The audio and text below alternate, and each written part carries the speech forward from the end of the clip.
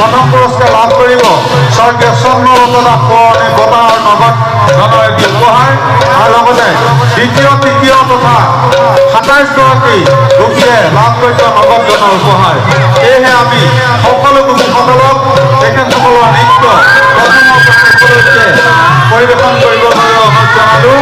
লগতে আৰু এটি ঘোষণা আছে, আমি আজি গোপী নিৰ্বাচন কৰিবৰ কাৰণে আমন্ত্ৰণ জনাই আনিছোঁ তিনিগৰাকী বিচাৰক শ্ৰীযুত বিশ্বলাল দে, শ্ৰীযুত ৰবীন্দ্ৰ কাকতি আৰু শ্ৰীযুতা